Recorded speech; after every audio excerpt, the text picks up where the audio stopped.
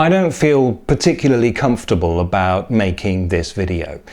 My channel is about the history and culture of Germany, but right now doesn't feel like the right moment for my usual upbeat content.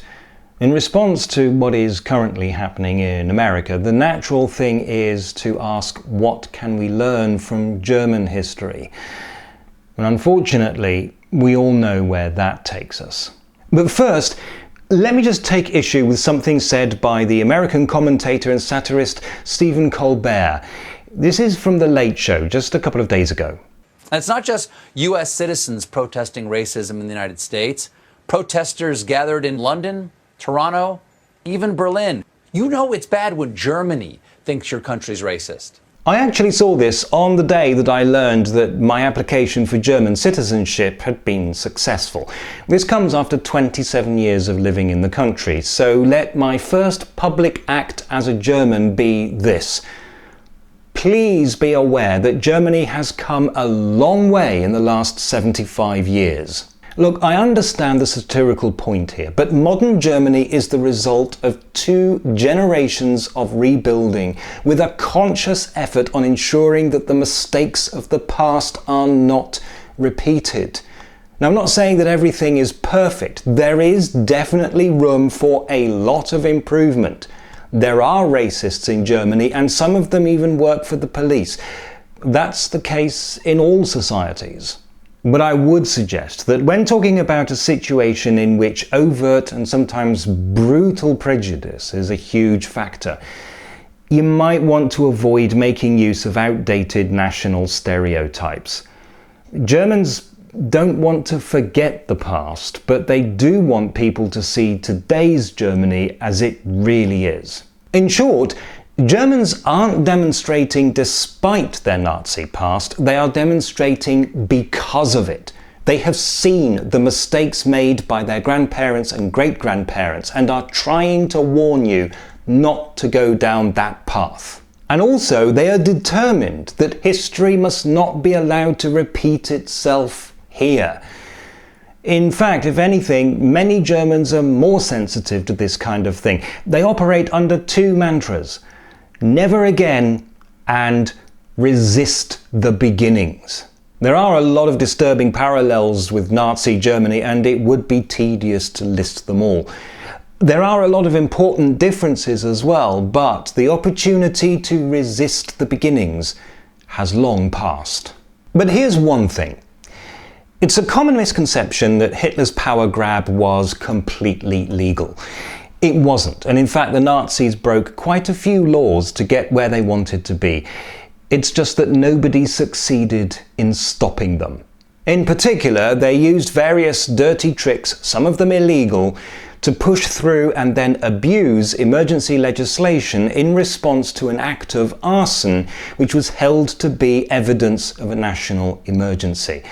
This was the famous Enabling Act, and it allowed the government to suspend parts of the Constitution and rule by decree. Using this act, the Nazis were able to censor the press, replace government officials that were critical of the regime, and, one by one, ban political parties until only the Nazi Party itself was left. We have already seen the dismissal of officials who disagree with Trump, the signing of an executive order against Twitter and Facebook, and journalists being arrested and even shot at by police.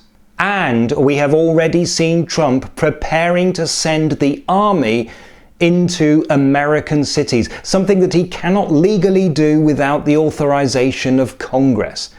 And the justification for all of this? Basically, a national emergency. I have no idea what's going to happen next, but I'm not feeling very optimistic. What might happen if Donald Trump decides to cancel this year's elections? Can't happen? I really hope not, but then journalists can't be arrested and charged with a criminal offence for just doing their job.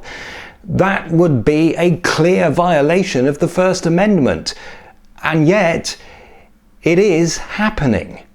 America has 2 national emergencies happening at the same time: civil unrest and a pandemic. If Trump thinks that he's going to lose the next election, then surely he will be tempted to at least try to cancel it in view of the current situation. Is America on the brink of dictatorship or civil war? I have no idea. Maybe this will all blow over until the next event sparks a fresh round of protests and rioting, and each time that happens, it will be harder to keep it under control. There is so much more I could say about this, but I really don't want to be the middle-aged white European man lecturing Americans about racism. But let me just say this one thing. This isn't exclusively about racism. Racism is a very large part of this, and George Floyd has become the latest in a very long line of symbols of the de facto racial segregation that apparently is still a reality for millions of Americans. But it is only one of several ways in which American society is deeply divided. There are many fault lines and much more to this than initially meets the eye. There are a lot of people with grievances, and they're not all on the same side. America, it is my hope that you can resolve your issues peacefully and without the wholesale destruction suffered by Germany. But even if the worst does happen, modern Germany is testament to the fact that you can rebuild and reform. And that is something that you should please bear in mind if you are ever tempted to make a joke that relies on the shared assumption that Germany is still stuck in the year 1933. Change is always possible.